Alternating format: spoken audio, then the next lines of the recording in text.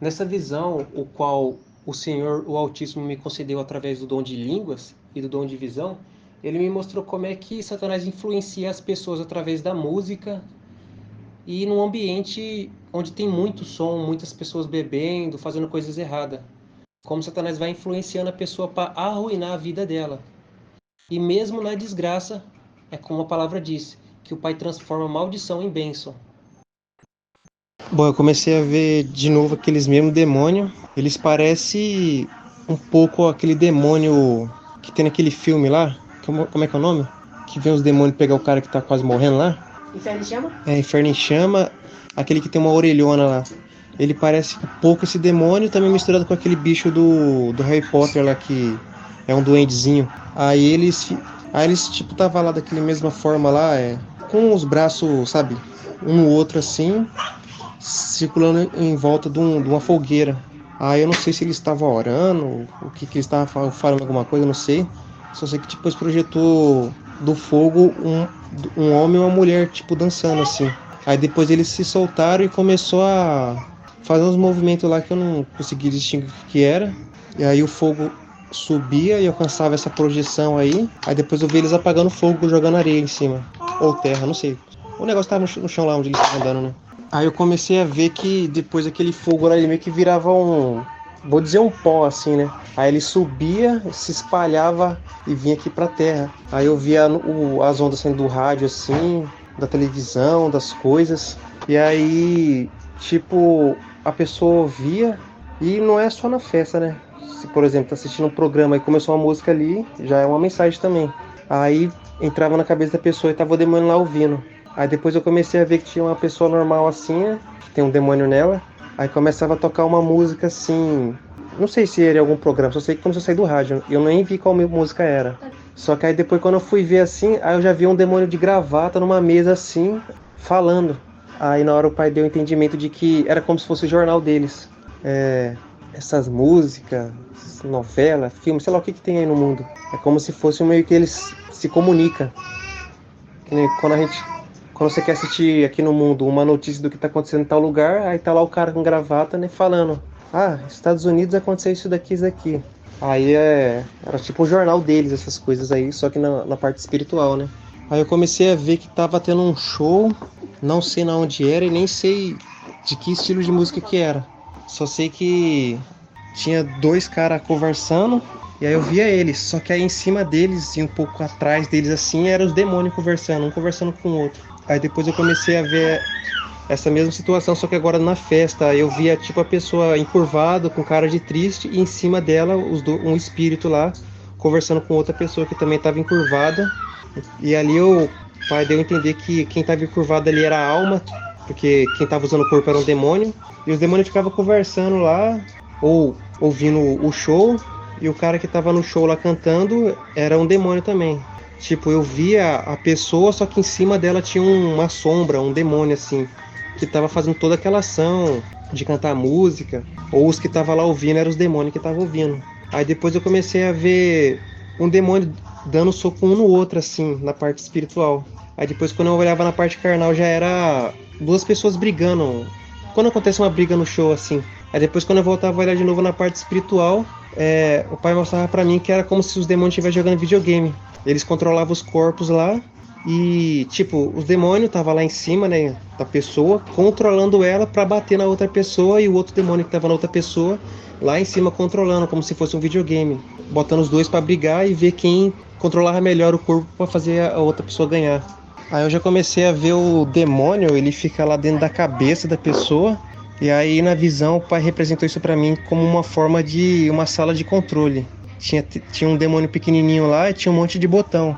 Aí tinha lá o botão sentimento, tristeza, raiva e as coisas que ele coloca no corpo, né? E aí até os olhos ele controlava os olhos da pessoa. Aí eu via o demônio fazendo o cara olhar pra uma direção, aí ele via na mão da pessoa o cigarro. Aí ele lá apertava o botão lá, que era a vontade de pegar o cigarro e fumar. Via alguém com uma bebida, apertava o botão pra pessoa ter a vontade de ir lá beber. Aí depois eu vi ele olhando pra comida, a pessoa no show comendo lá. Aí ele ia lá e colocava a vontade de comer Aí também pelo que entrava pelos ouvidos da pessoa de som, seja pela música ou pela uma conversa, aí ele apertava um botão também para conduzir a pessoa a fazer o que ele quer a partir do que ele viu, do que ele ouviu ou do que ele quer. O demônio ia controlando assim a pessoa, porque essa pessoa não estava mais andando conforme o raciocínio, ela andava conforme a vontade e conforme os pensamentos. E aí quem coloca essas coisas é o demônio. Aí na visão eu tô vendo assim, né, que o demônio tá lá nessa salinha e parece até que a pessoa é um robô assim, que o demônio tá nessa salinha e aí através dos olhos dela é como se fosse aquela janela assim que você pode ver lá pra frente, como se a pessoa fosse um robô. E pra ficar mais fácil de entender, é como se a pessoa fosse um Megazord, igual quando você assistia aquele Power Ranger. E aí o demônio tava lá, e aí depois eu vi que ele tava nessa salinha aí de controle, vendo as coisas do mundo, aproveitando ali.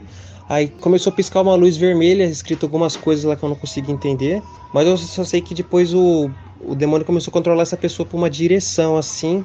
E aí depois quando ele chegou aonde o demônio queria, aí me lembrou do que eu tava vendo um pouquinho antes de começar a falar isso daqui. Que tinha dois demônios brigando lá, fazendo as pessoas brigar. E aí eu vi essas duas pessoas brigando e esse cara começou a ir lá a ajudar. O demônio, né, fez ele começar a ir lá para ajudar o suposto amigo dele. Aí eu via só os movimentos do braço lá, depois eu via alguém no chão e o demônio só apertando um botão.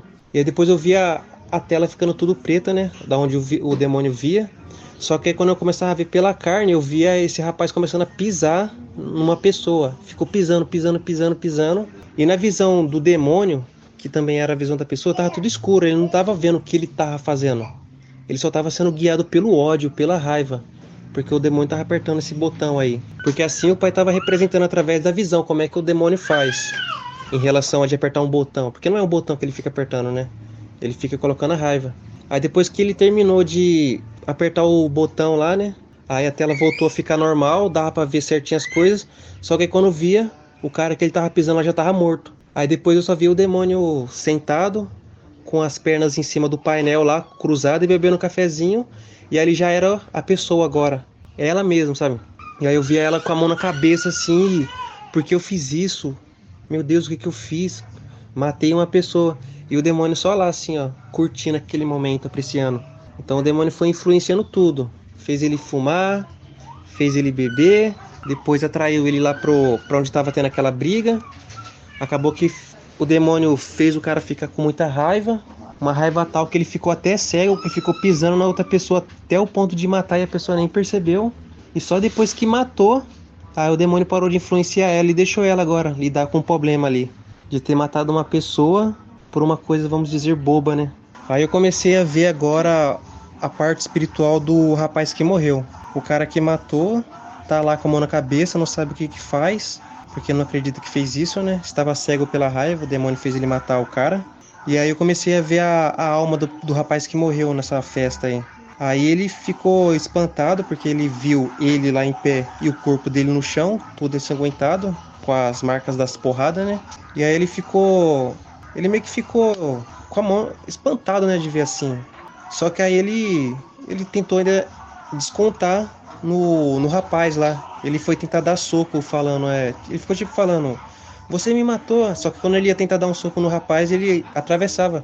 Porque agora ele não é mais carne, agora ele é um espírito. E aí nisso ele ficou tentando bater, gritar, falar que mataram ele. E aí depois ele se deu conta. Começou a ver os demônios lá assim. E aí na hora que ele viu os demônios, aí ele começou a gritar de medo, ficou muito espantado. E aí depois eu comecei a ver meio que o tempo correndo. Não tava mais vendo em sequência assim. Aí eu já via vindo pegar o corpo dele, levava pro necrotério, fazer todas as questões lá, né, para poder enterrar ele.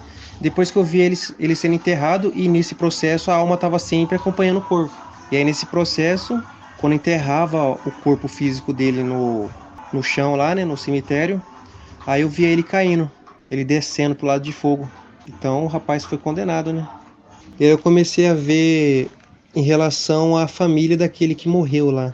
Aí o demônio, ou ele podia colocar a vingança para ir querer matar aquele rapaz que matou o parente, ou eles colocariam depressão, ou eles colocariam uma tristeza que a partir dessa tristeza ia acabar destruindo a vida da pessoa, porque ela não ia mais querer trabalhar, viver. Ela ia ficar andando pelos cantos. Já a depressão eles iam tentar fazer ficar tão forte a ponto da pessoa se matar porque perdeu um parente. Então, quando ele vai trabalhar, Satanás, ele trabalha na vida de um para acabar com a vida de todos. Aí eu já comecei a ver em relação do rapaz que matou a pessoa. Aí eu vi que na ocasião ele matou por causa do ódio e também porque ele estava bêbado, mas ele não era esse tipo de pessoa que ia matar uma pessoa friamente.